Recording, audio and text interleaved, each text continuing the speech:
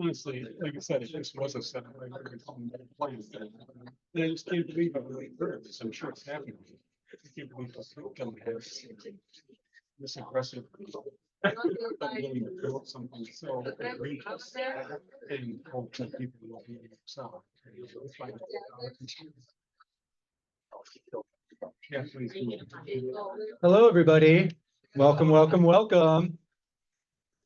Thanks for coming, everybody. Big packed house tonight. Love to see that.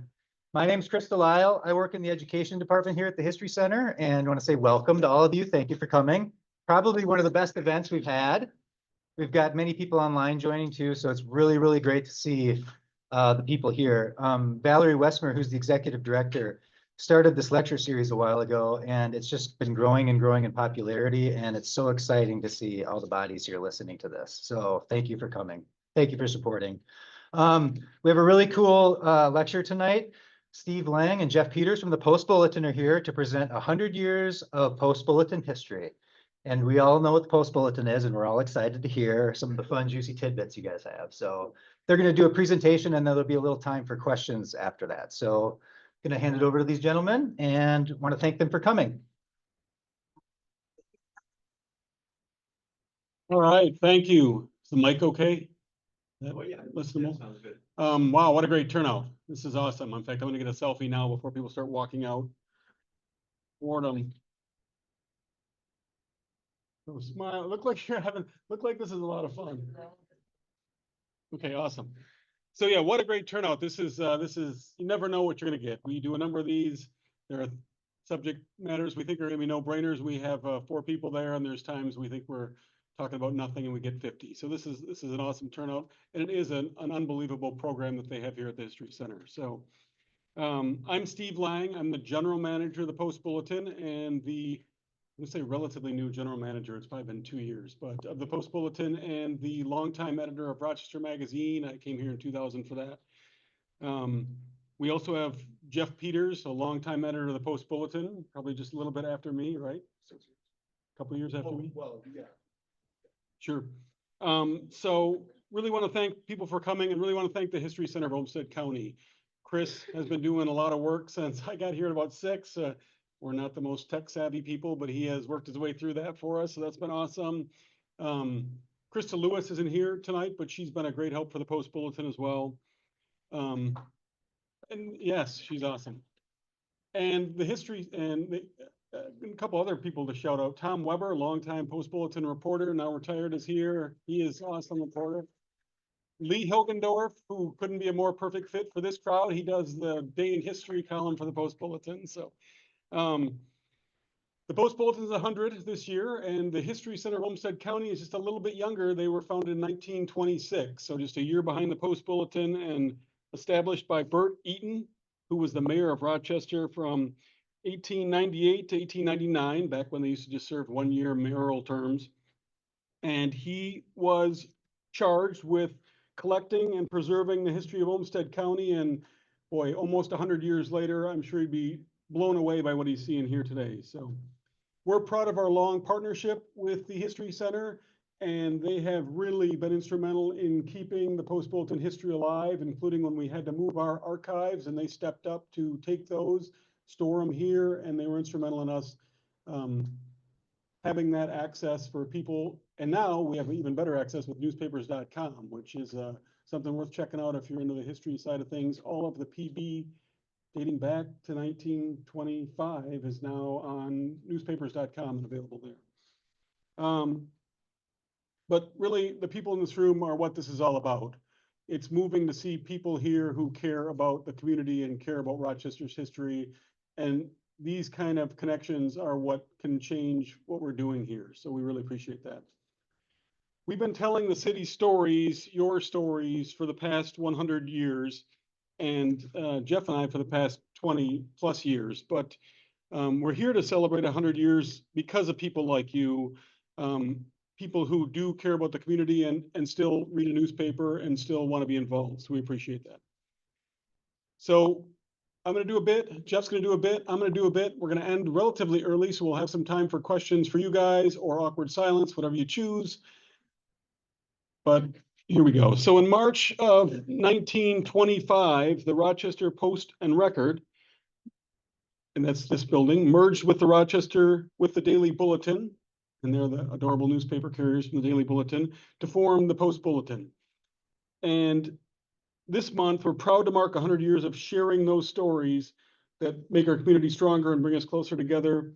And one of the stories we're going to mention today is how well the Post Bulletin is doing.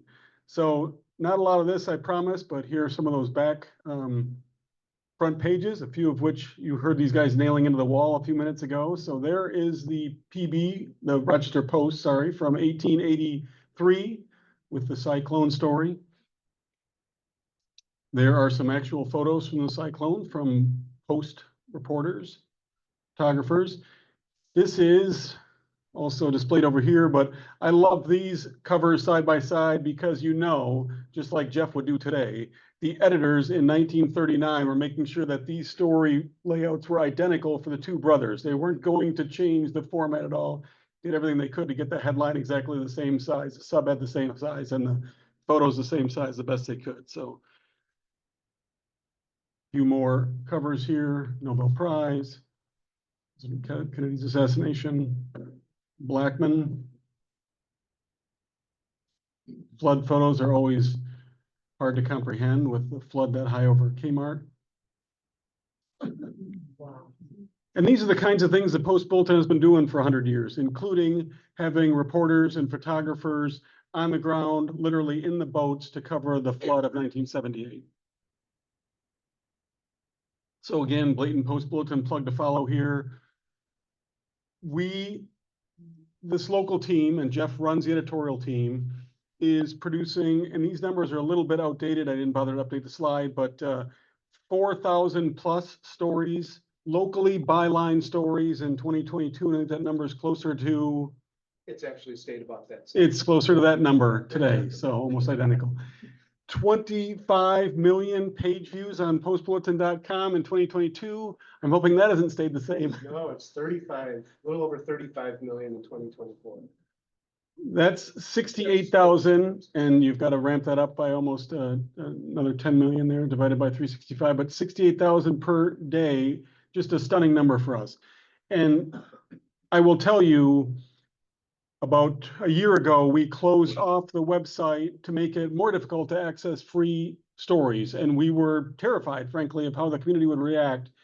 In the last 2 years, we've gained 2,000 net subscribers because we found that people value this kind of information about this kind of community. So it's been a beautiful trend for us to see those numbers grow.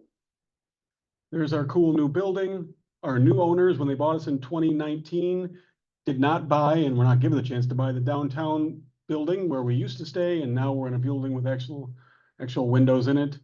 There is the largest news gathering staff in southern Minnesota, and Jeff runs a team there that does amazing work every day with those, dozen plus stories a day bylined locally.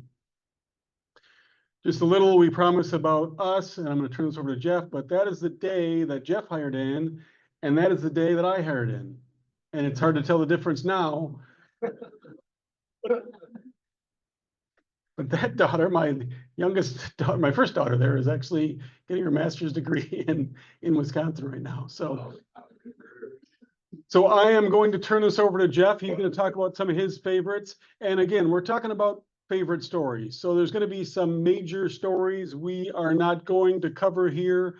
It's not about that. We decided to pick some of the favorites for us in different forms. I am going to make one housekeeping note. So do you have that 100th anniversary section easily available? In these newspapers over here is this section. So this is an unbelievable story that Jeff put together of 100 of the most interesting stories in the PB's 100 years. This is a much truncated version. I will tell you, Jeff and I were going to work on this together. He probably did 98 of the 100 stories, and I did 2 and realized it was going to be way too much work for me. But this is 6,000 words of research that Jeff did. Online is a 10,000 word version of the same story with front pages that represent each of these stories. So if you get a chance to read this online, please do. It's a phenomenal work by Jeff that'll go down in the annals of the Post Bulletin. And there's a slightly less phenomenal version here of the 6,000 words on newsprint. So if you pick up those papers, it's in those sections. So I'm going to introduce you to one of the great editors in Minnesota, and that's not an exaggeration, but here's Jeff Pieters.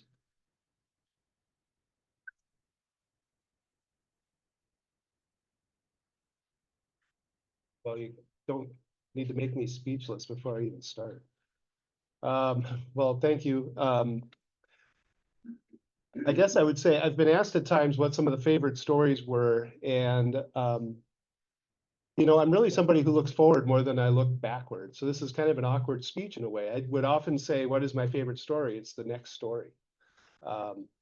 And it doesn't even always have to be a big story. Actually, one of the things I learned from Tom in the years I worked with him was just how you can, as a journalist, apply your craft and do the best work you can on every story. And so I've been with the Post Bulletin for nearly 25 years. Just quickly, a little history. I started as a reporter. I covered Rochester City Council, the Olmsted County Board, lots of general news stories over that time, lots of meetings, lots of important stories and things like that. So when I put this list together, it really was kind of more just meant to be a sampling of these are some of the types of stories the Post Bulletin has told. But in fact, we've expanded this presentation. This is not the first time we've given this. And I did come up with a few favorites that'll come in at the end. So I guess I really am not totally truthful when I say I don't have favorite stories. There are a few favorites, but to start with, just we'll get warmed up here. And I guess some of the thunder has gone on this, but our first edition from 1925. You've seen this.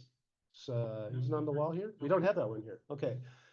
I don't know who Fraser was. I don't know why he was suing the U.S. government. I suppose I could find out, but I haven't.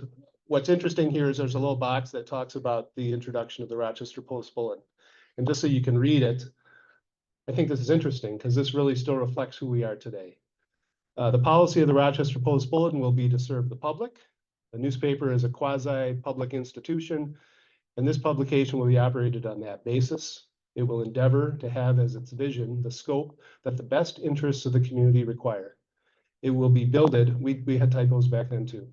It will be builded at the outset on the foundation of fairness. It will seek to interpret through its news columns Olmsted County and Southern Minnesota's developments without bias and without prejudice. We still try very hard to do that today. Its subscribers will receive 100% newspaper printed to serve only the public interest. Of course, they didn't foresee online then, but we do still print a couple days a week. It's a daily newspaper that will look to its large family of readers. I like that, a family of readers, for any appreciation that may be sounded in its behalf. So that's something that we take very seriously. Our reporting staff of 19 people, we live here, we work here, we have our homes here, our children go to school here, we pay taxes here, we shop here, we are here with you. So the lives that you have are very much like the lives we have, and we hope that, you know, the newspaper that you see, you know, tells a story that you really recognize. So some of those stories: 1934, FDR's first visit. This was the front page on that date. There's that famous picture. I pulled that the famous picture of FDR in the back of the car with the Mayo brothers alongside him. But this is kind of cool. Look at that crowd. Can you imagine something drawing that many? It's kind of hard to see, but something drawing that many people today. Quite an event. 1956, IBM announcing the development of its plant here. Kind of easy to forget at this stage that at one time IBM was the biggest employer in Rochester, and by a lot. That's sure changed. 2022. This is probably the best piece of journalism that the Post Bulletin has published in the 25 years that I've been here. This was an investigation of Mayo Clinic's financial practices, and we had an investigative reporter on staff who spent close to half a year looking into this. We found that the IRS requires for Mayo's tax exempt status that it provides a certain amount of care at a discount or for free, depending on people's income. What was really happening was that people were not getting into that program.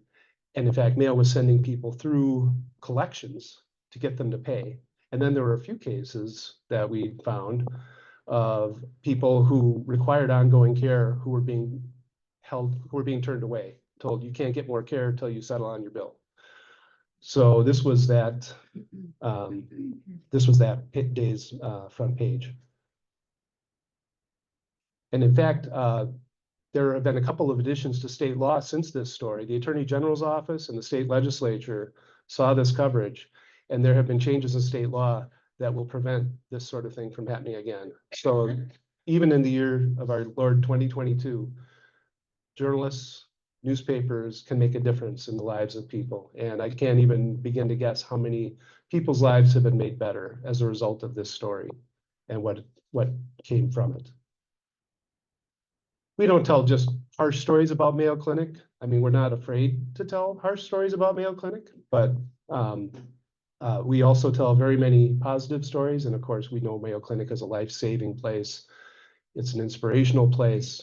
And just as one example of that, when Mayo developed cortisone. I can't believe I couldn't think of that word.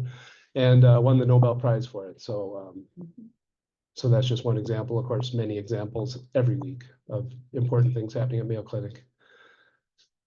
2015, we said farewell to a favorite restaurant downtown, Michael's Restaurant. I'm sure almost all of you at one time or another had a birthday dinner or a graduation or just a special Friday night out at Michael's. 2012, who remembers Igor, one of our world famous residents? He got his shoe size 24, hang on, how many E's were on that? A lot of E's. I know it doesn't show on this clip, but I think there were at least 4 or 5 E's wide in those shoes. So I love the bottoms, spelling out his name. He was a great guy. 1973, John Marshall won the state football title. Fans threw toilet paper on the field and celebration. That was before toilet paper became really valuable. 2013, other white stuff went flying. It was a foot and a half of snow. Hey, it's May 1st today. That was today. 12 years ago today. That Iron Man placement is really great in relation to that snow photo too, isn't it? 1978, the Rochester flood. I'm just going to flip through a few of these. You saw this front page that Steve showed a few minutes ago, but I thought I'd pull some of the inside pages as well. Remember that the Post Bulletin was kind of in the thick of all this, right? There was water in the Post Bulletin building that day. Still got the paper out. I know it's sort of hard to see these. By the way, these all come from that newspapers.com. I don't want to turn this into a sales pitch, but holy smokes, that service is great. Those two cars kind of piled up on top of each other.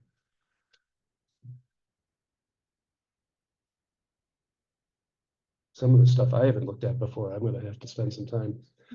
1989, Ronald Reagan visited. This picture has the power to shock you, and it might make you laugh, but it actually is kind of a cool photo. We were at the airport as President Reagan and Nancy Reagan were leaving after he was being treated for brain cancer, and they had shaved part of his head. And he tips his hat to the crowd, and he doesn't care, but she is protective. And that's kind of beautiful in a way, right? It's kind of cool. 2001, 9/11, of course. We all remember that day. I just love this photo. If you remember, there was a makeshift memorial outside of the doors of the Plummer building. And Elizabeth Knight, I got that really stark, powerful image of people there. These were the front pages we had. I think we had 6 editions that came out that morning. We had to stop the presses numerous times. And as I flip through those issues, I have the full issues at home. I mean, just page after page after page of stories that brought local elements to what had happened, where people were being cautious, the types of fears people had and reactions people had. just everything you could think of as a local follow-up. It was just great. 1962, Rochester gets goosed. I'm talking, of course, about the giant Canada geese. There was a species of goose, we all probably know this story, thought to be extinct and was found to be actually living and thriving here in Rochester. Maybe you love them, maybe you don't. But Gordy Yeager, who was our outdoor writer for decades, reporter with Post Bulletin for many years, broke the news that these geese were actually alive and well and here. The Rock 52 highway project took 3 years to do, if you remember. That was a huge deal. If you lived through that, makes North Broadway look like nothing in comparison. Although that's enough of a hassle, isn't it? But when that all came out, when that all got wrapped up, we reported it in great detail. Lots and lots of local angles on the stories. There's one of our aerial shots. I think that's 2nd Street.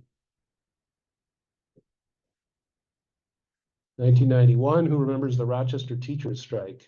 It was kind of a big deal, but it was also a blink if you miss it, because the strike began on December 4th. And by December 10th, much to, I'm sure, many children's dismay, the strike was over.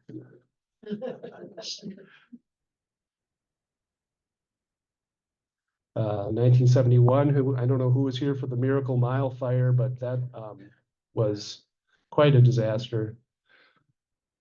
Probably the biggest fire in city's history. Would I be right on that, Lee? Oil City, maybe. Okay, I don't know Oil City, but we'll have to hear about that later. Tom wrote about it. Okay.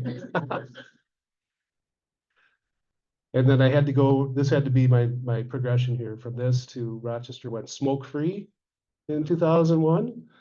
If you remember, Rochester was the first county in the state to adopt a smoke-free restaurant ordinance. So we were there to cover that. Can you remember smoking in restaurants? Doesn't that seem weird? The construction of the Gonda building from 98 to 2001. Actually, when I moved to town, it was framed but not enclosed yet. So we got to see that sort of come together. Oops, I thought there was more slides there. Anyway. Yeah, we welcomed that building with another multi-page report like we had for the Rock 52. This gets out of Rochester and out of Olmsted County, but the rare painting at the Minnesota Marine Art Museum, Washington crossing the Delaware. Here's a closer look. That was pretty neat. That was right here in our midst for as long as it was. It's not there anymore. It had to go back somewhere, but that was pretty cool. Outlasted. And then 2019, we reported on the change in our ownership. So Post Bulletin, which probably a lot of you remember as being owned by the Withers family, or what we're now finding was the Witherstein family. It was sold by the Withers in the 70s, I want to say 78, late 70s, to a family-owned company from Illinois, the Small family. So we were the small newspaper group. And then the Small family sold us to another family-owned company, Forum Communications, which has been a very positive move for our paper. It's a very stable, strong company with great values that is an excellent steward of your newspaper. And you don't have to look very far to find communities that no longer have a newspaper or have a very skeletal newspaper. We have a tremendous paper. In fact, I brought with us today the trophy that we won as the best newspaper in the state of Minnesota this year. And we have won it. We've won it 3 out of the last 5 years. And before I forget, I also brought along that leather-bound book. It is a ledger that includes the articles of incorporation of the Post Bulletin dating back to 1925. And it smells wonderful, like an old library. Okay, so here's a couple of favorites, not too many of these. I know you all want to hear Steve too. So in 2004, I got to tell, I was the City Hall reporter then. And there was an attorney in the city attorney's office who had a medical emergency. And it was sort of a mystery of what had happened to him. He had had seizures, and then he was in a coma for months. And they finally got him back on his feet and revived him, but he had lasting conditions that I'm still friends with him today, that will affect him for the rest of his life. His name is Will Harris. And as he was going through his recovery, and you can see pictures of him there, or sort of see them. I'm sorry, the resolution on this isn't so great. But he was recovering, he was learning to walk. On one of the other pages, we had pictures of him kind of standing on these, with his hands on these rails, trying to hold his body up, going through physical rehab, and just regaining his life. In 2004, the hope that he had was that he'd be able to return to legal practice at some time. The city attorney, his boss, Terry Atkins, said he was a fine, excellent attorney. He has never really regained the ability, unfortunately, to practice law, but he does have a very active and meaningful life still today. So I hear from him pretty often. So that was a fun, no, not fun's not the right word, but that was a story that I really remember. Well, and parts of it were fun because he's a fun guy. So that's one. In 2004, also 2004, I unpacked a mystery. There was a man whose name was Larry Hollingsworth, and he lived in a trailer court in Rochester. He had two trailers, one that he lived in and one that he just kept all of his stuff in. And he passed away, and it was days before he was found. And there was no family. Somebody in Olmsted County Human Services ended up tracking down a family member from, I want to say it was Granite City or maybe Redwood Falls, who barely knew him. And this man and his wife had to come and go through all this stuff. And what he had was actually like a priceless collection of old acetone records and reel-to-reel tapes and CDs from here to Orinoco. And just kind of, and then family heirlooms and records, photographs, all sorts of things that they were able to find. And it was kind of a story of discovering who was this relative and what does he know that can help us know about our greater family. And it turned out to just be a really cool piece, just sort of unpacking this whole mystery and describing this sort of bewildered couple's attempts to sort of get through it. So that was a really memorable piece for me to do. In 2004, 2004 must have been a really big year. It was the year of Jeff. There was a cave discovered in Rochester, up in northeast Rochester, kind of up towards that the Gulf Learning Center. And this cave had scientists really interested because there were markings in it that were considered to be quite old, centuries old, that were made by Native Americans. And there were people crawling in there and studying it. And I got to crawl into that cave and look around too, which was kind of fun and kind of scary too. I'm not a claustrophobic person, but when you're sliding in between two rocks and there's maybe you can't get your pinky between your nose and the rock, you're in it tight. And but it opened up and you're able to stand up and walk around. It was really interesting. You know, I think they have sealed it up. Yeah, it's what is the name of that development? What's that? Hadley Creek. Well, it's just south of Hadley Creek. Trying to remember what that housing development is called up there. It's not Rocky Creek. It's right north of that Mayo Clinic Northeast Clinic, if you know where that is. So kind of a mile or so north of there, but I think they've sealed it up. Stonehenge, I think that's right. Yep. Yeah, so that was a fun one. And one or two more. This was kind of a little bit of a whimsical story. I wrote in 2009, I wrote a story called 5 Ideas That Will Change Rochester Forever, Maybe.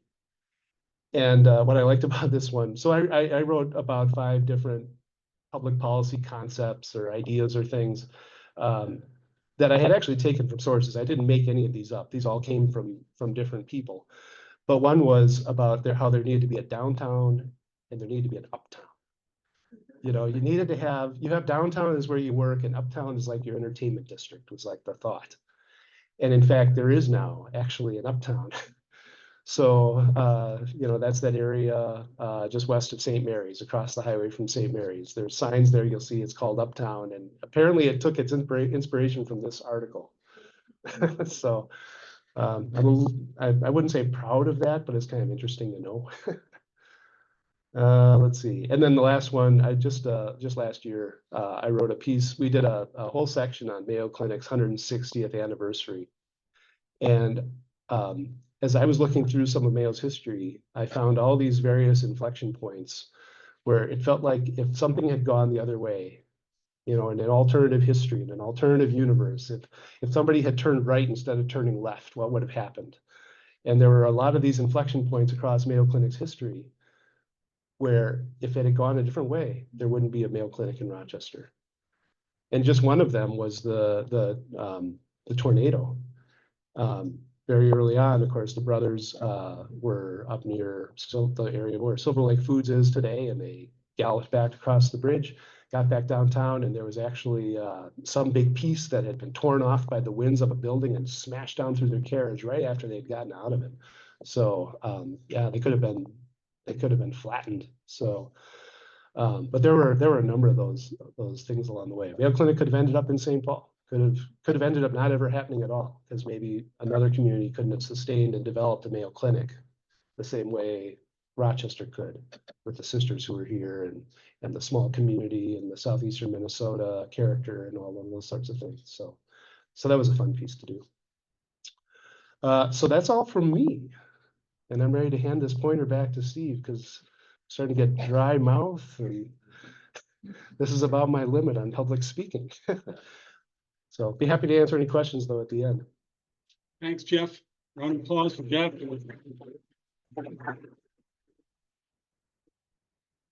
All right, awesome. That's great stuff. And I really appreciate the human interest pieces, which is what I'm going to focus on as well, because well, there are some amazing big picture stories here. It really comes down to the human pieces. So I'm Steve Lange, longtime editor of the Rochester Magazine, get to assign myself my own stories, ask more forgiveness and permission. So I've gotten to do a lot of cool things in my 25 plus years, the magazine, including racing cars at Brainerd International Raceway. I'm sure I'm passing that person on the right there. So got to drive a World War II tank where you could actually rent the ability to do that. That was up by St. Cloud, pretty terrifying. Rappelled down Broadway Plaza. I kept telling people I thought it was Broadway Pizza, which is a much smaller building.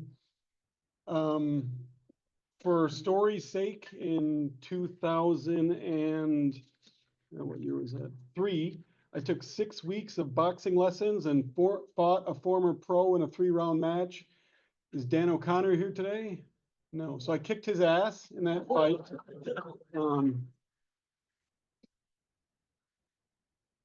Actually, I did. I could barely eat a sandwich like the next day. My mouth. I had trained for 6 weeks and trained really hard. And the coach training me had taught me a secret punch that Dan wasn't expecting. So all he thought I knew was the straight left and a right jab. And I learned this uppercut. And I'd worked really hard for 6 weeks. I got in my best shape in a long time. And so we're in the match. There's people at the 4th Street Youth Boxing Gym. We have a photographer there. There's all kinds of people watching this thing. And I just hit this guy as hard as I can with this uppercut. And Dan says, "Dan, the photographer just caught that." And he just proceeds to wail on me for like 30 straight seconds. But we didn't run those pictures. So again, some of these kind of nice personal moments. One to me is Lou Gehrig's visit. A lot of people know about Lou Gehrig's visit to Rochester in 1939. His consecutive game playing streak, in fact, came to an end yesterday, April 30th of 1939, after 2,130 straight games. And his condition after he left had become steadily worse, and his wife, Eleanor, called Mayo Clinic and got to talk to Charles William Mayo directly. And he told Eleanor to bring Lou in as soon as possible. And they flew from Chicago, where the Yankees were playing at the time, to Rochester. And Gehrig got here in early June of 1939. And he was picked up at the airport by a PB sports writer, Joe Kernan. They stayed at the Kaler Hotel, went through a battery of tests at Mayo. watch an adult softball game at Soldiers Field. He was not impressed. Got to sign some autographs with kids, took a cruise with the Mayo Docks on Lake Pepin. And while he was here, the most amazing part of the story for me is he visited Julian Wera. Julian Wera was a member of arguably baseball's greatest team, the 1927 Yankees. And after he left the Yankees, he spent his post-baseball career raising his family in Rochester, working at as a longtime butcher at the Piggly Wiggly. So Lou Gehrig's in town, and somebody tells him, "Hey, Julie Wera works down at the Piggly Wiggly. Your teammate from arguably the greatest baseball team in history." And this guy had a long time career at the Rochester Piggly Wiggly, and I'm sure plenty of people ordering cuts of meat had no idea he was on one of the great baseball teams of all time. And if you guys know these answers, although you may know a lot more than me about these, feel free to jump in. But favorite area guy with a city named after him? Okay, good. I do know more than you guys then. This is Don Laughlin. So Don Laughlin is from Merton, nearby Owatonna, and he is the founder of the eponymous Laughlin, Nevada. So as a 14-year-old, Don spent the winter of 1945 trapping mink. He was getting $20 per mink, and bought a slot machine for $75. He's a 14-year-old kid in 1945, and he puts it in a local bar. Pretty soon he's taken the winnings from that slot machine and buying more slot machines and putting them in local bars. So as a 15-year-old now, he has 16 slot machines and he's bringing in $500 a week. And the high school principal called him out and said, "Get out of the slots or get out of school." And Don said, "I'm already making more money than you," and he dropped out of school. He moved to Vegas in 1952 at the age of 21, and he bartended, went to dealer school at night, learned all the games, worked his way up through small casinos. And in 1966, he bought an 8-room motel and a bankrupt bar on a dirt road, 20 miles from nowhere. They had no name. The postman came to town with the first mail. He didn't have a name of the town, and the postman named it Laughlin. And today, Don's 1,500-room hotel casino, Don Laughlin's Riverside Resort, anchors a desert gambling town that draws 5 million annual tourists.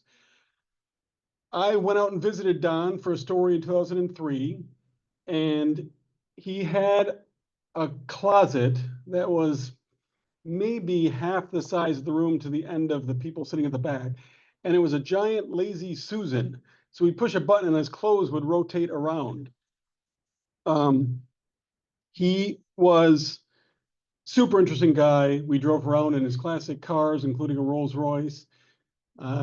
His girlfriend was maybe 25. And he was an interesting life, and he'll probably have a very interesting death because when Don dies, he's signed up to be cryogenically frozen. So he hopes to be frozen until they can cure what ails him.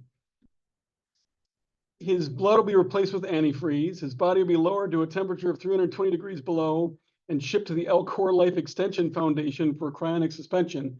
You may recognize that name because that's the same one with Ted Williams, with the issue with Ted Williams' frozen body.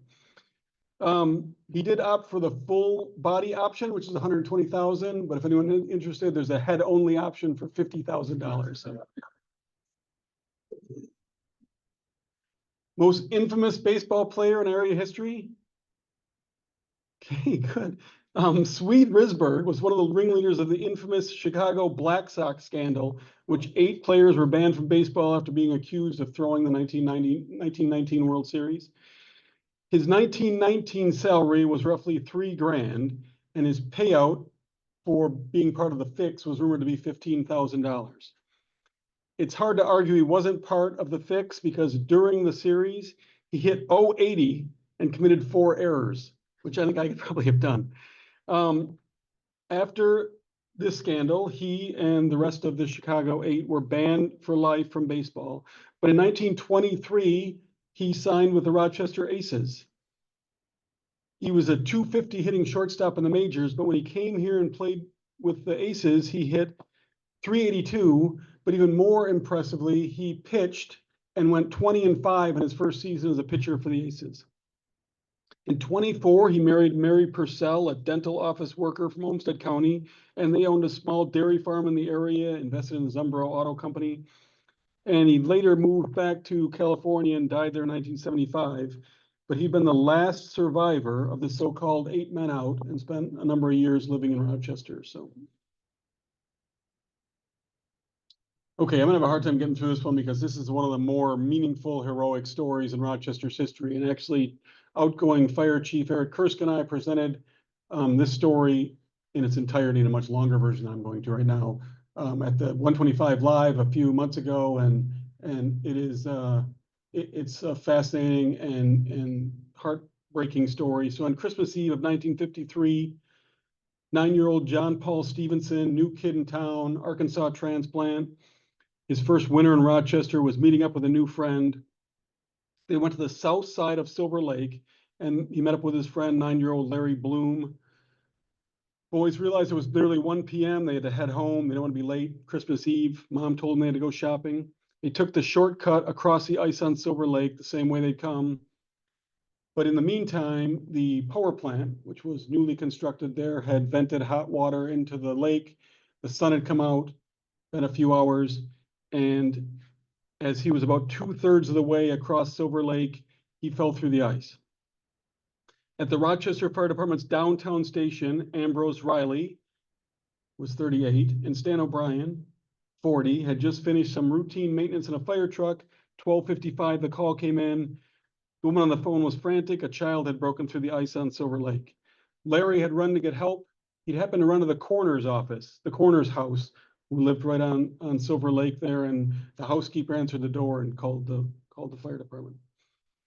Firefighters Riley and O'Brien, along with 3 other members of RFD, were on the scene within minutes. They saw John Paul exhausted, trying to pull himself onto the edges of the ice. He'd fall off, swim, and try back again. Everyone who witnessed the event agrees on this part. Riley and O'Brien didn't hesitate. They grabbed the roof leader from the fire truck. They didn't even take the time to change into their heavy jackets and boots, which were a far cry from today's equipment. They both started crawling across the ice, the same ice they knew couldn't hold a 9-year-old kid. By now, there was a crowd of about 150 on the shore, and they were watching helplessly. Other firefighters, police officers had managed to launch canoes from quite a ways away, began to paddle through the ice towards the boy. Riley and O'Brien made one last push with the ladder, but John Paul was just out of reach. They had a pike pole, and the pike pole was just long enough where they could stand and try to balance themselves in the pole to keep their heads out of the water. They lifted him onto a log, and the log kept rolling over, and by this time all 3 were hypothermic. A canoe had reached, and this is all I witnessed, had reached close enough where the firefighters could have grabbed that canoe and saved themselves. John Paul went under, the 2 firefighters went down after him, and none of the 3 came back up. So both men had gone underwater in that frigid cold of that December day of 1953, and they didn't resurface. It took 15 minutes or more before other firefighters who had gone in to save them were able to pull the bodies out. People were waiting on shore with blankets, but it was too late to save any of the 3. And carved into a monument overlooking Silver Lake, and you can see this monument, it's really cool, is a simple inscription. Below this overlook, here are the canoes making their way to the drowning firefighters. There's actually one of those photos in the Post Bulletin from that day in 1953, and there's that monument with the inscription that says, below this overlook, shortly after 1 p.m. on December 24th, firefighters Stanley J. O'Brien and Ambrose Riley answered their last call attempting to rescue 9-year-old John Paul Stevenson from the lake's icy waters. All were lost. All right, let's move on to something a little more uplifting. Rochester's greatest heavyweight boxer with the most mediocre nickname. Okay, this was Fred Fulton, one of the top heavyweight boxers in the 1910s. Construction background, and he was known as the Rochester Plasterer. Pretty sure. Between 1913 and 18, he had 33 knockouts out of 51 fights, another 6 by decision. He was 6'5" with an 84-inch reach. And his manager in 1916 published a list of 16 reasons why his boxer was sure to win the national championship. Reason number 8 was he's of Scotch-Irish parentage. And reason number 14, he's never chewed, smoked, or drank. He actually got to fight Jack Dempsey, one of the greatest fighters of all time, in 1918. And well, they had high hopes for the Rochester Plasterer being the next world champion. The fight lasted 23 seconds with Dempsey knocking him out immediately. Nope. Okay, worst typo in a local newspaper recipe for apple brown Betty.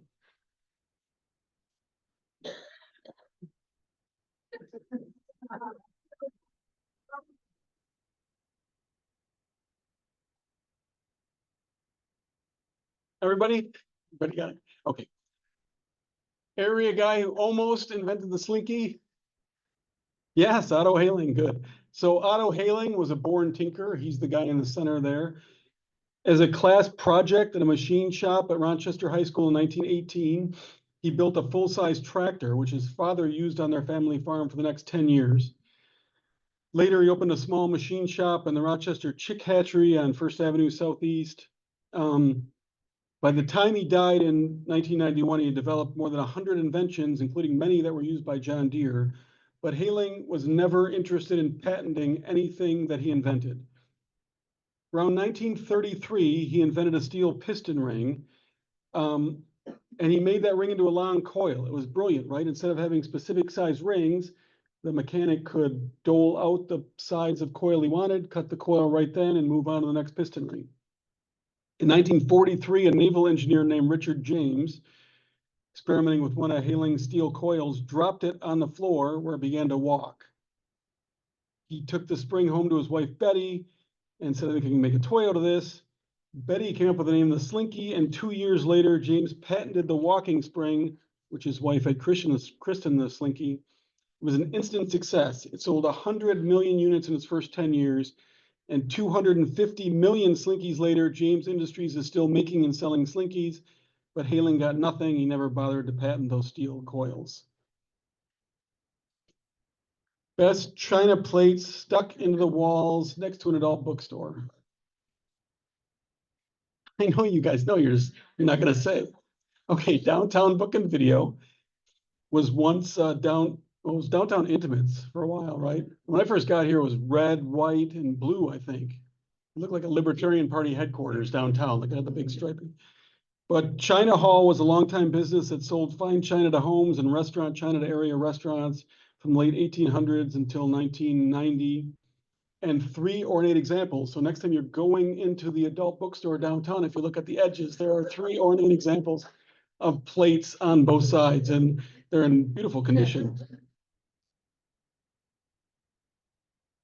Best invisible downtown cemetery. Good, Calvary Episcopal, yep. So right across from the Mayo Clinic, Calvary Episcopal is surrounded by a brick wall. That wall was designed by one of Rochester's great architects, Harold Crawford, who designed a lot of the Hill Homes and Falwell School and the old library. Inside the wall is a burial site, a columbarium where approximately 100 people have chosen to bury their ashes. The wall seems popular, but Nick Mezzacapa, former priest of Calvary Episcopal, once told us that nobody is dying to get in there.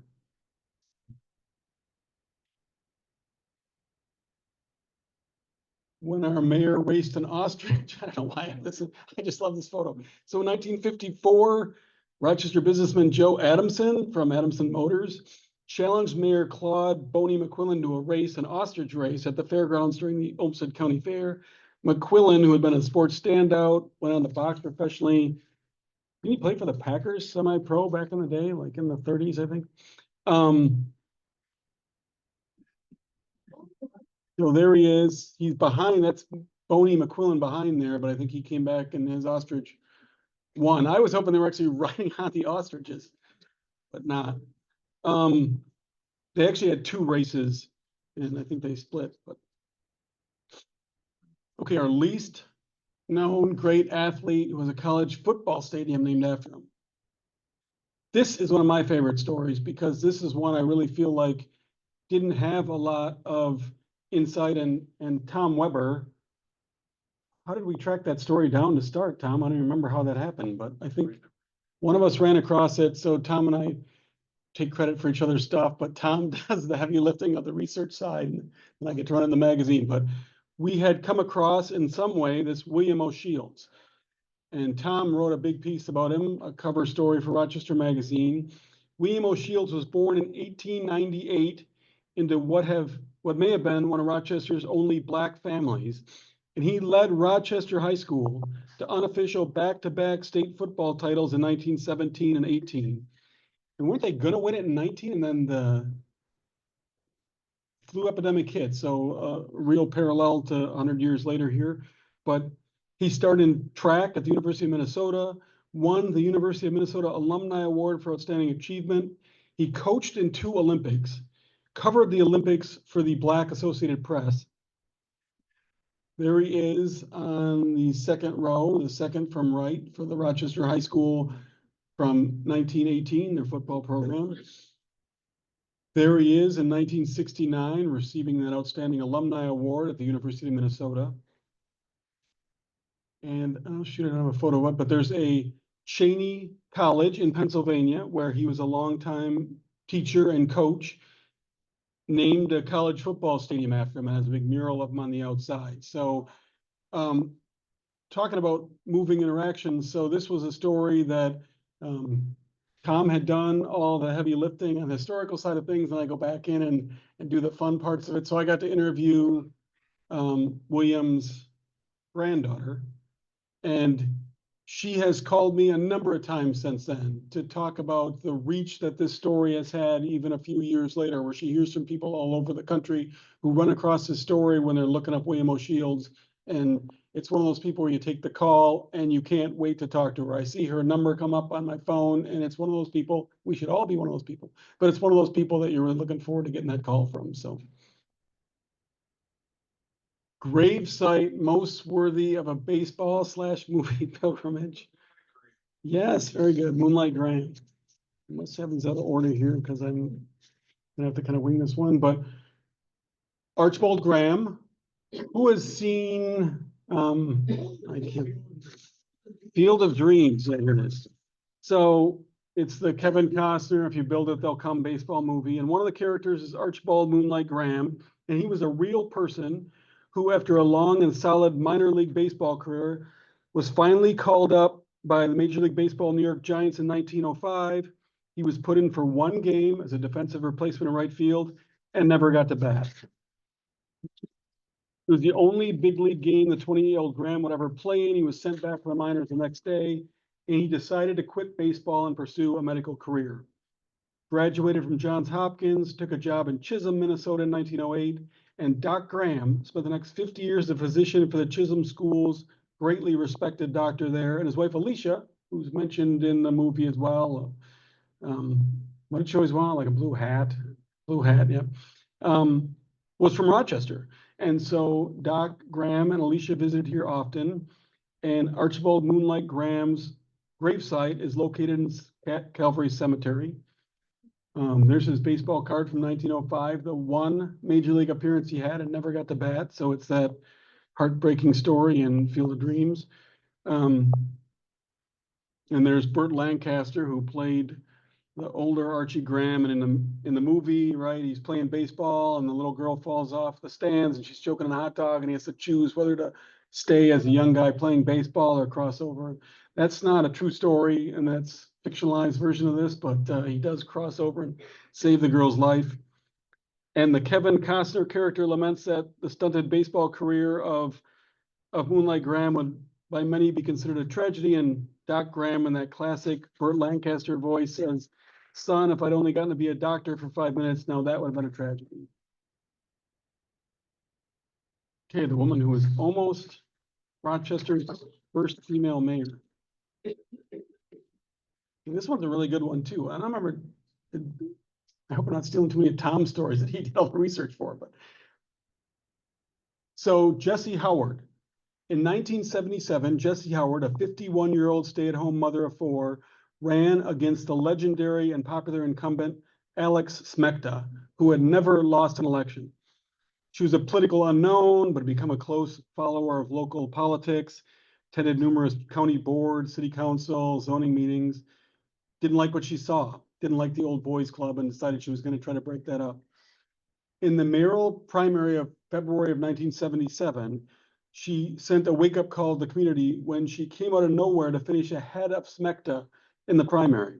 She'd been mostly ignored by that before that. Smekta served as mayor for like what, 17 years or something. He was a political powerhouse in Rochester. Never had paid attention to Jesse Howard.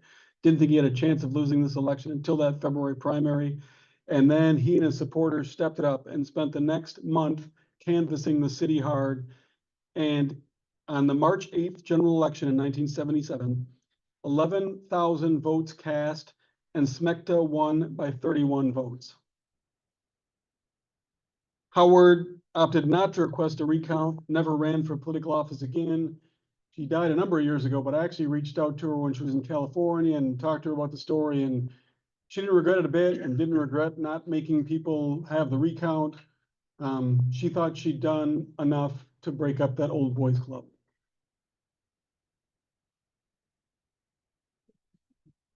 Typo, grocery store ad.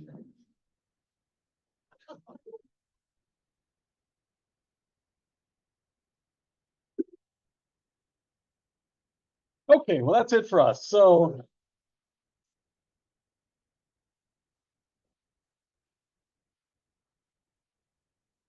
we did want to open this up for questions. Jeff's going to be the real expert on most of those. I am the general manager of the PB, the head of Rochester Magazine, but Jeff is the guy that runs the Post Bulletin. So we'll open up to questions, and I know you had some in the back, Chris, from online. Okay, so this is also on Zoom, so this thing is probably going to go viral pretty quickly here. Yes. How about if you get the borders smaller on the paper and have bigger print? You saw, these are glued to my head 24/7. So, you know, that is, we spent a lot of time back in the day. Certainly, we made the paper a little bit smaller at one point during our tenure. And several times. Several Yeah, times. yeah. And each of those times, the type size was a super important consideration. So, yeah, I'm with you. I'd love to see the bigger type too, so. Use a magnifying glass. Read something. I'm gonna make a push. I know the print version is awesome, but for the online or digital subscribers, I will make a push for one of my new favorite aspects that I kind of ran across only a year or two ago. I should have known earlier, but the flip through e-edition of the Post Bulletin is awesome. It's 7 days a week. It looks like an actual newspaper. You flip it, it makes paper flipping sounds when you're turning the pages. You can click on each story, it'll blow it up, but you can do the beautiful parts of what you can do with a physical paper, and that's look at the entire page as a whole and then click on stories. So if you need any help with that, call the PB. There are experts that you get transferred to that'll help you walk through that e-edition if you're a subscriber to the PB. Print people get all the digital stuff as well. And one more plug before I forget it. If you subscribe to the PB, you also get the online subscriptions to all of the other newspapers in our group. So that's another 19 papers, including Fargo, Duluth, Brainerd, Bemidji, Worthington, et cetera. So Wilmer, awesome. So do you actually look at the Wilmer version online?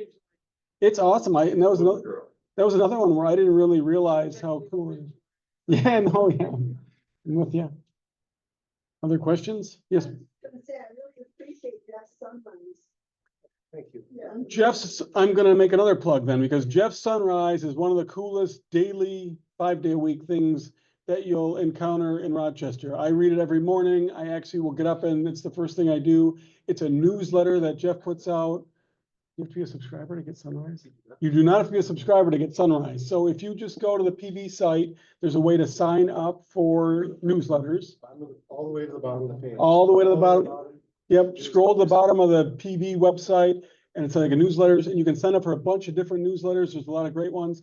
Jeff's is awesome. So whether it's talking about Simon the Wonder Dog, his dog, but it's got the top 5 stories of the day.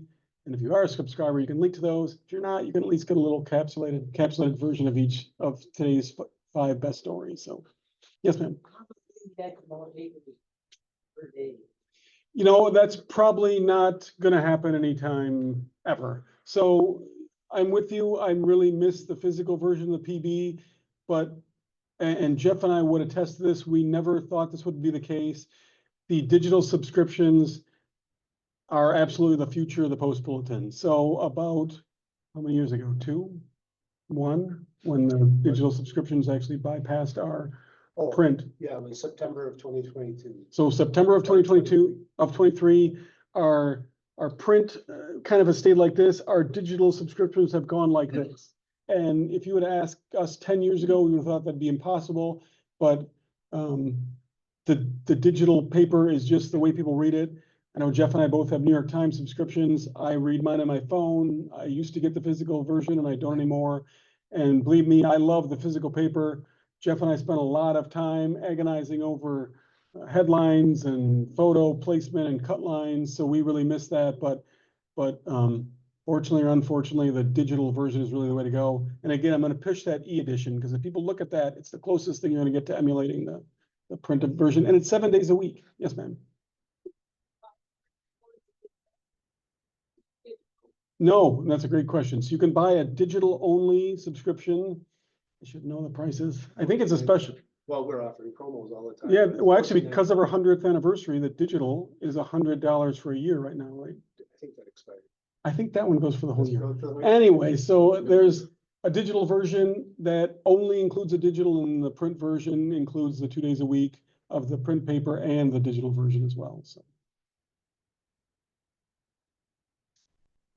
Yes, ma'am. Is it a challenge to be unbiased in today's news world? Give me the hard ones. Uh,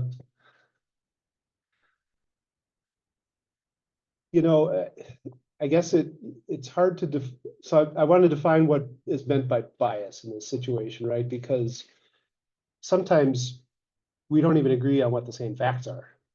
So you can treat the facts in an objective, even-handed fashion and seek voices from both sides responding to those facts. But if you are dealing with completely different facts than somebody else is, you are biased.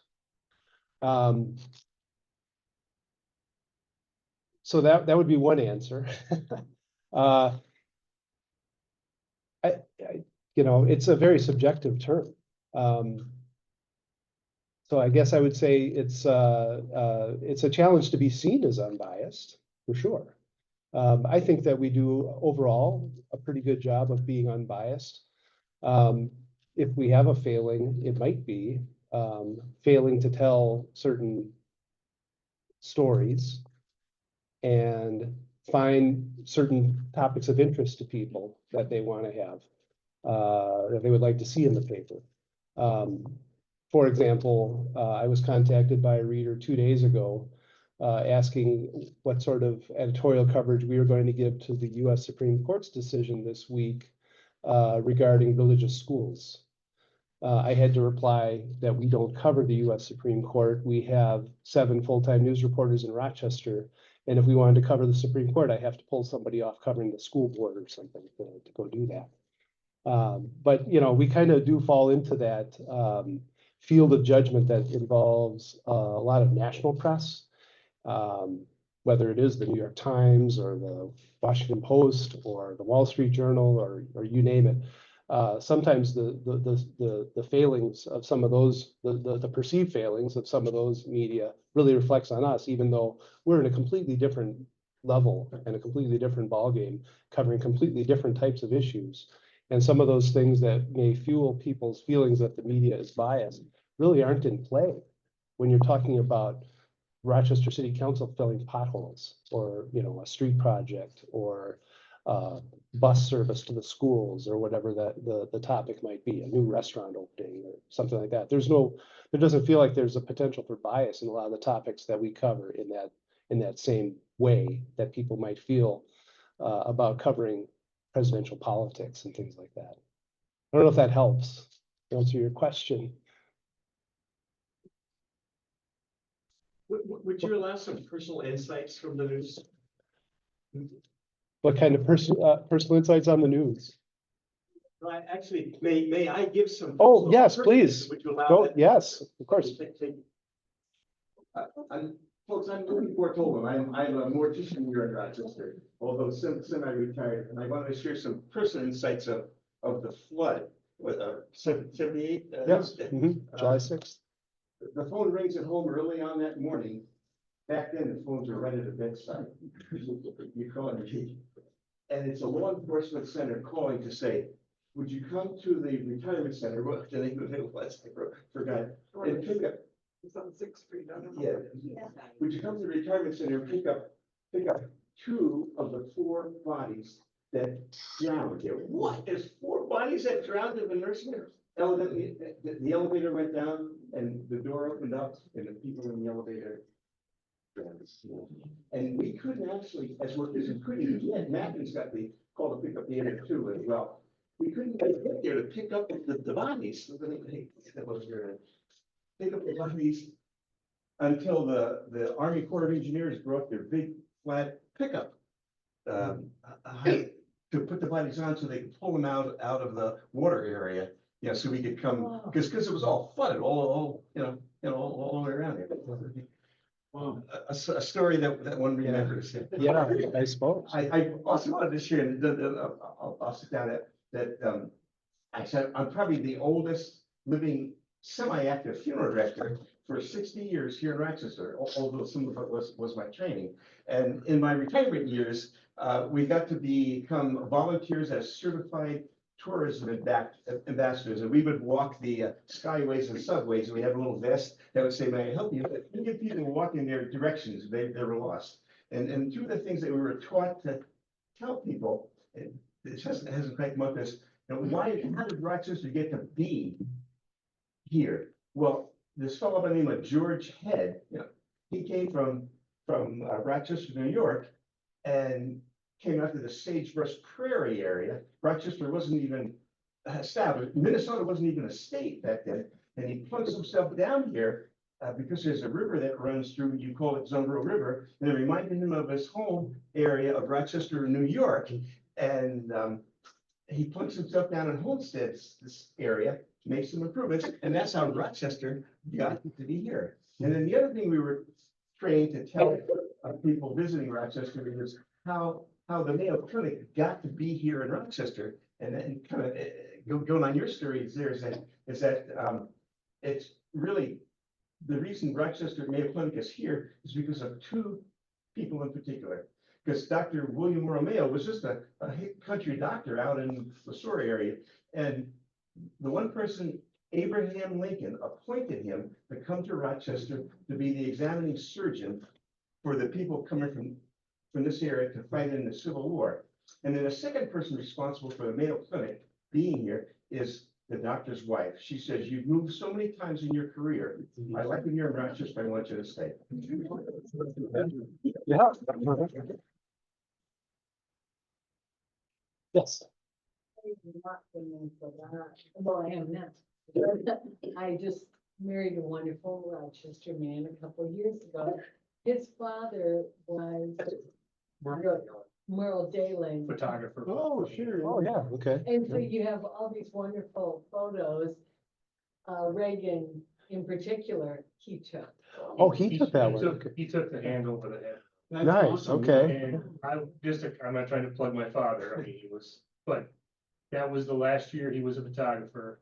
He actually won the sweepstakes award at the AP, he'd been trying to win the sweepstakes award for 28 years. He won that, and I happened to be at home the day he took that. He came home, before I saw it in the paper, he described it to me. Oh, yeah. And I can guarantee you, that is the proudest moment of his. That is so cool. That is awesome. Wow. I grew up with my dad being a newspaper photographer. Yeah. And I used to have the very short, he loved Ansel Adams. Okay. And because of the technical aspect of it. And I said, Dad, the thing is, the pictures you take, if you don't get it that instant, it's gone. Right. If Ansel Adams doesn't like the picture of that tree, he can come back the next year and do it over. Of course, yeah, That's just a right. personal opinion, but, Yeah. all the pictures my dad took, he had to be there. He had to be there that instant, or it Yeah. wasn't gonna make it. Mhm. And I'll tell you, though, that Ronald Reagan picture was, Jeff, tell us your dad being on the room. Yeah, that's what I was gonna say. At our wedding, everybody got to meet my mother-in-law, Marge Daling. But we put up, a lot of Merle's pictures, all through it was our house in Iowa. So that my relatives and our friends could get a feel of who Merle was and what he did, you know, and He spent a they lot, enjoyed that. he Yeah. spent a lot of time every year doing contest pictures, and they were all mounted. Yeah. We have a bunch of Oh, them. yeah, that's Oh, awesome. neat. And when he passed away, Unitarian Universalist Church, we had pictures all the way around the sanctuary. And people I worked with at Schmidt Printing said, you know, that was so cool. Your dad, you know, you could see the output of my dad's career. It sounds like a great idea for Now a we- history center, exhibit.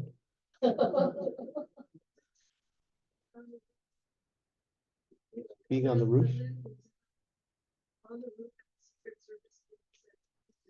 Oh, I don't remember that one in particular, but he went to, you know, he'd go to a lot. Remember one time he took a picture, he was up in one of the building cranes and he had to climb up the ladder to get up there and then put his camera bag on the hook and pull his camera bag up separately. And he's, you know, he took a picture in the air of of Kmart being flooded. Oh, really? Wow. I mean, that was, you know, he was the chief photographer. He's not gonna put anybody else up in the helicopter or whatever. He's gonna do it himself. That's awesome. Wow. There was one hand back there earlier. Is there still a question or? Yes. What do you think about the Minneapolis Star Tribune turning themselves into kind of the Minnesota State newspaper? I don't know. What do we think of that, Steve? You know, Minneapolis. I better speak to the Senate business side of things, I guess. So, Yeah. you know, we don't begrudge anyone for, you know, if you're a car dealer and a new car dealer comes in, you can't be mad about that. We've been here for 100 years. We have, staff that dwarfs their two-person staff. You know, we love the fact that the state's getting more news coverage, but we kind of felt like they came into areas where news coverage already exists. So there are some news deserts in Minnesota. And Jeff talked about Forum Communications. This is a company that really believes in content. When St. Cloud lost its newspaper, we put a team to run an online paper in St. Cloud because our owner felt that was necessary. We knew it was a huge money loser for us for the next 8 years probably, but they believe so strongly in the content. So I guess one thing we'd like to see the Minnesota Star Tribune do is maybe help us fill some of those other areas that don't have news coverage as opposed to Rochester and Duluth. But you know, we know the people who work there. We go to their events and we've always had a great relationship with all of the media in town. I do KROC radio once a month with Andy Brownell. I used to do KTTC, but it was at 6 o'clock in the morning and I just couldn't make it. And I look like the Nixon Kennedy debates, me and that whoever the guy was. But we're big fans of the other media in town. So, you know, we love the fact that Minnesota's getting wider coverage. And I'm gonna say one thing. Oh, sorry, Jeff, go ahead. I would just say competition makes you better, and I kind of welcome competition. And it's been a very invigorating thing having some more reporters at work in Rochester. And you know, hopefully you feel like the Post Bulletin still measures up quite well. So. And I'm just gonna speak a little bit to the bias side of things. So the one thing I will tell you as a fly on the wall for a number of editorial decisions that Jeff and his team makes, there is never an angle. It is always driven by Jeff of trying to temper when people have a bias going into a story. So I'll tell you, there's never any cabal of little group of how can we cover this in this way that's going to jade things. It's exactly the opposite. And I'll tell you that to me is the greatest testament on lack of bias. We know we all have personal biases. We know reporters come at stories from different ways, but I will tell you to a story, Jeff is trying to make things as unbiased as possible. And I'll also tell you to a person, if you call Jeff to complain or explain something, he's going to talk to you way longer than I would. So he's in the office next to me and he's talking people down. I'm the thanks for calling. We appreciate you reading and that's it. But Jeff loves to hear those insights and loves to get that insight. And he's someone that takes that very seriously and is very thoughtful about those decisions. Yes, ma'am. Mystery man? from your slideshow? Oh, the slideshow? Yeah. Oh, yeah, I'm sorry. Or do you mean who the answer man Oh, is? yeah, We the can't, answer man. we can't tell you that. We'd have to, we'd have to silence you in some way if we did.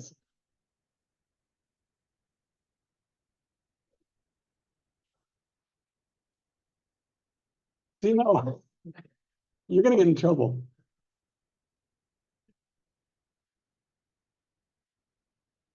For questions?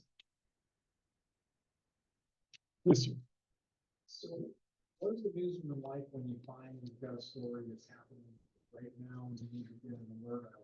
You know, you've got a good, you need to get something out to the community right away. Got an example happening right now. Oh, Just been perfect. working on the side as we're here, so. Yeah. Well, there's nothing that gets the newsroom excited like breaking news. And in fact, it used to happen a lot more frequently. Just earlier this year, Rochester Police and the Sheriff's Department have started to encrypt their radio signals, and but we would hear things all the time and go out and chase fire engines and things like that. But yeah, just today there's a sort of a, I don't know if I'd call it breaking news exactly, but there's the story, maybe you've seen it, about this incident that happened at Soldiers Field Park, and that story has been developing as we speak. If you're not familiar with the story, I apologize.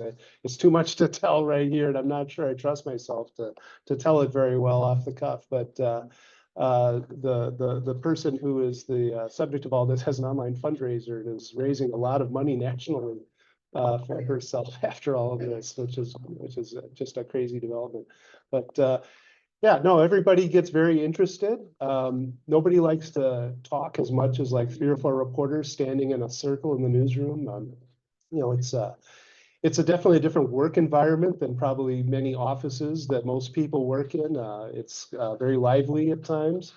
There is definitely a lot of stress and activity that goes on. People are trying to do something as intellectual as formulating their ideas and pulling from their notes and trying to put it together in a cogent way. And meanwhile, there's people talking and this radio is crackling and things are going on all around you. I mean, that hasn't changed too much.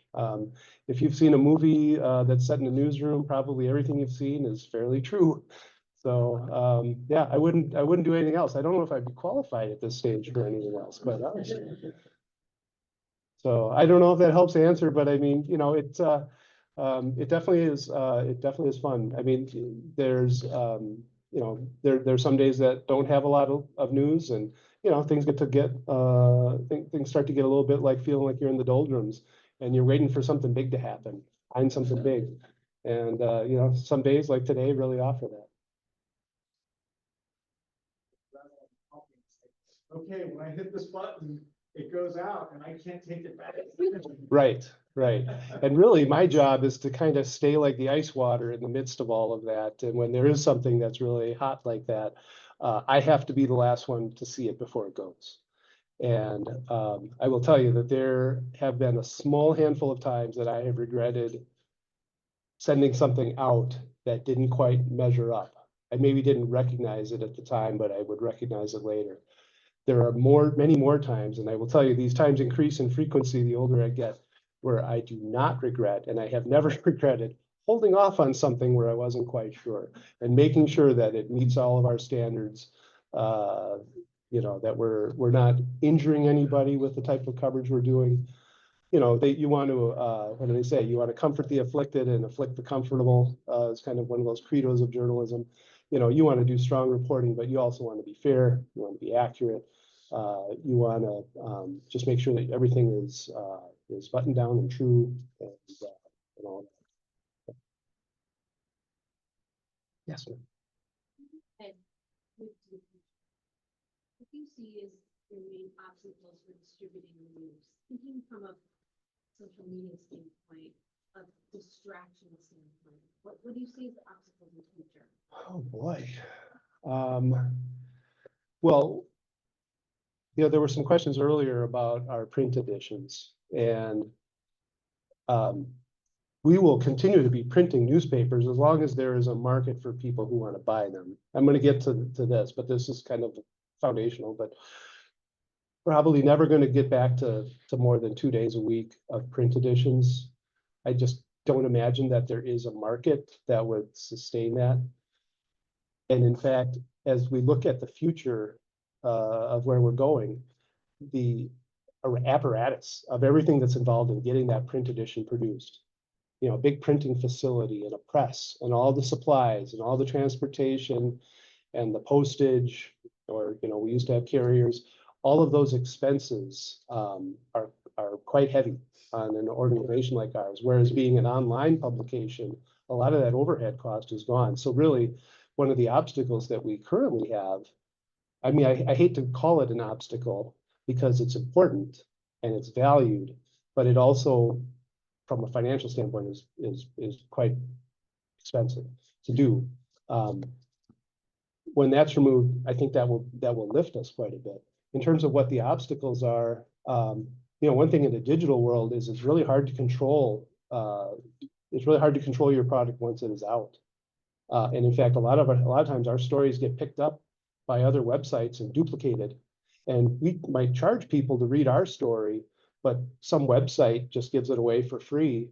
And all you have to do to find it is Google, and there you are. And sometimes these places are very shadowy, and it's hard to find who's there and who's responsible and get that taken down.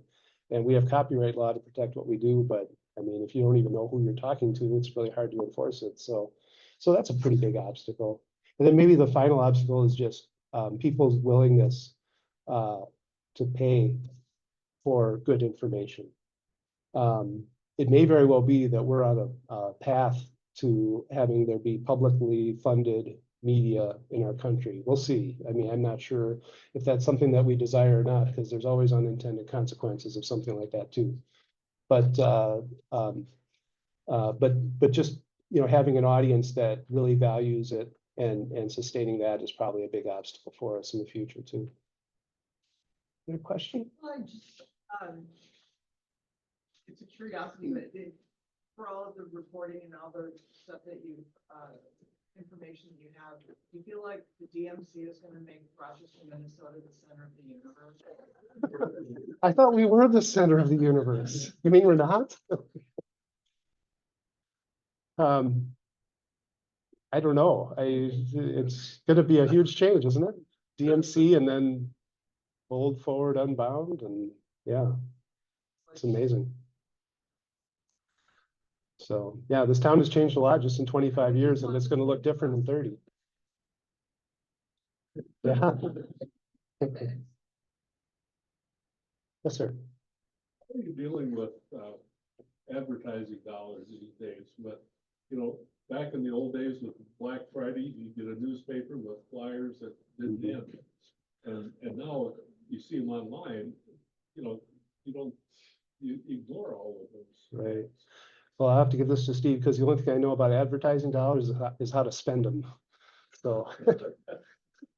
Yeah, that's a great question. And I am the GM. I oversee the sales team as well, but they do their own thing. They have, like we have on the edit side, I consider myself an edit guy, a magazine guy. They have shifted their focus. So we had a major sea change a few years ago because we were losing so many of those inserts. The people with the inserts were paying a fraction of what they were paying previously. So we shifted our focus to online, and our online sales are now very robust. We've had some great months. We've really learned a lot in how to do the online. We've invested a lot of money, the company has, in making our online presence more effective and more robust and able to target certain areas in town. You know, I will also say our sales director, ad director, Tessa Olive, who's amazing. Anyone ever wants to advertise, she's the one to talk to, but she, you know, she still pushes hard for the print version of the paper and to keep those numbers steady, which we've kind of done, right? They've stayed steady and the digital numbers have gone like this, but she still loves to be able to sell those inserts. And a lot of those things are just some corporate entity looking at how many subscriptions you have for the paper version. So, We also do really well comparatively with circulation sales. So that's actually a bigger part now of our total revenue than advertising. And back in the day, the formula was sort of, you want your subscription to pay for what it costs to print and deliver the newspaper. We used to just break even on circular and subscription numbers because it was so prohibitive to print. And now that has changed markedly. So, we still have the same team generating all these stories. If you buy an online subscription, we're really just throwing a switch. We're not printing a paper. So that's where things have really changed. And it's honestly a model that Jeff and I would have had a hard time getting our head around until we saw it with this new company and they had that plan and they were willing to invest the money in it. Just in the last few years, I don't know if you noticed, it used to be before we got bought, I think it was a nightmare to log in, or right afterwards, you'd get logged out, and they've changed a lot of that, upgraded a lot of that, so it makes a big difference. And we also rely on people to, like Jeff said, pay for stuff that maybe they can get for free. I have a number of chess apps on my phone where I play chess, and a few of them are free, but I pay every month to these sources because they're putting so much work and effort into making these things happen. Long story short, the advertising has been really effective because the team has realized, again, we have one of the biggest sales teams as well in southern Minnesota, and we can do anything on the sales side. We also have a pretty robust print version of the paper, and the magazine has had a number of great months with some big printing there. So kind of walking that line, but certainly moving towards the digital side of sales. Yes. Oh, I sorry. can just add one thing quick, just, the emphasis really is to sustain our business more through circulation than through advertising. Just because in advertising, you really rely on such a smaller number of customers. When Sears goes out of business, that's $500,000 that a company loses. You can't just make that up. So I think about political fundraising campaigns, right? There's politicians that run and they have a lot of big donors. And then there's politicians that put something out and they get lots of $5 and $10 contributions from a lot more people. In some ways, that's kind of the model that then the newspaper sort of rests on, is having more people subscribing and reading the paper. So the emphasis, I think, really has changed in terms of where we get revenue from, and that's been really empowering to reporters too, because we can tell if a story online is being read by a lot of people or not a lot of people, and then we can try to make sure that we're doing more coverage that attracts a lot of readership. And we kind of start to figure out what works and what doesn't work, and what people want and what people don't want, just through some of those sorts of numbers. So like a business that's selling widgets, you are making widget A and widget B, and widget A sells twice as much as widget B, so you would just kind of focus your efforts on widget A. And that's kind of a lot of what we do too, so. Yes. When the changing times, do you ever consider, here in Rochester with the Mail Clinic, a free visitors edition that can fill them in on rules of information they need to want, and have ads? Like you said, you're looking at subscription, but the visitors need to know what restaurants, what entertainment, and what facilities are available. I think that the people that came to Mail Clinic could just access, they're not gonna subscribe, but if they could just access a free thing that they could read for an hour or two and then go to the businesses, that might be a good thing. And the amplitude and frequency may be different here, but certainly Rochester Magazine at some level fills that gap for us. So we're a free product. We print about 15,000 copies every month. We're in every Mayo Clinic waiting room. We worked really hard to have a relationship with them, and they have given us that opportunity, which no one else has, to be in every Mayo Clinic waiting room. And our numbers for that, when it comes to visitor numbers, are through the roof. We do really well with the visitors. The advertisers can target the visitors. And again, that is a free publication that we print 15,000 copies of. We've had a number of spin-off publications in the Post Bulletin at different times. The problem comes back to that cost and distribution of printing a physical part of the paper. And a number of stories on the Post Bulletin site are free and open to the public, especially things that are along the lines of public safety, and obituaries are free to access. So yeah, and certainly a number of groups have come in and tried to kind of fill that niche, but I think they realize how much the printing cost is versus the advertising cost. But yeah, we'd love to continue to build that, through Rochester Magazine as well. No, so that, when the new company, when Forum Communications bought us, they did not buy the building, and I don't even think that was an option for them. So the press was in the building. The press was 40 years old. Right, time was like 1983 or 1988, the press was. And was a press that cost $1 million at the time, and I think we parted it out for a couple thousand. But the magazine is printed in Fargo, and the newspaper is printed in Sioux Falls, and then, so what's today? Thursday. So tomorrow, they'll send the paper tomorrow afternoonish, morningish, It hits the press around noon. and then it gets printed there, and there's a truck waiting.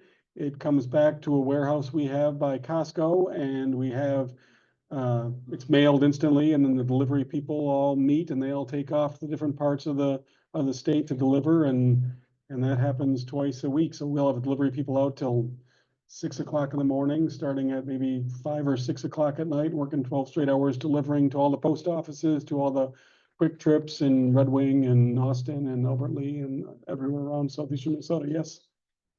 Two things. Personally, I'd like to thank you for what you guys do for the community in southeast Minnesota, for sustaining local news and your awards, and, you know, really terrific. And thank you very much. Then second, on behalf of the History Center, we'd like to thank you for all you do to promote history, and for Tom and Lee and all the stories you put in there almost daily. And we're very grateful for that. And, so on behalf of the History Center and the staff, the board, we'd really like to thank you for doing that and for being here tonight.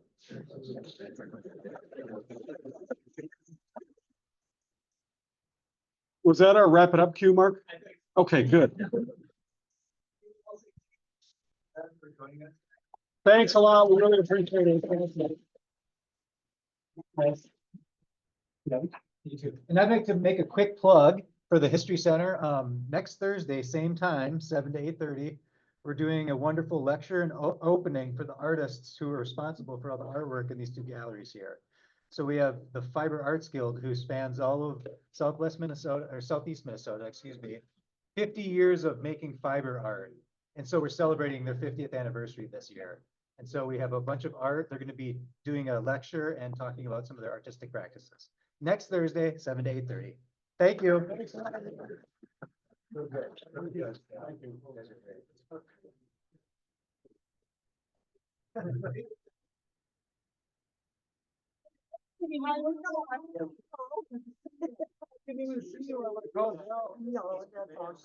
Really, so. How are you doing? I'm just getting older and forgetful and a few things for that. We already know Number what one, to do. it's Oh, thanks. You should come. You'd be awesome to come.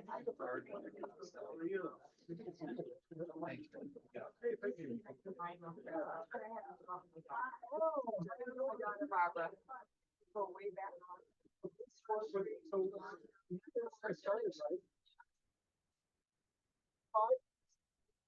We had separate floors, right?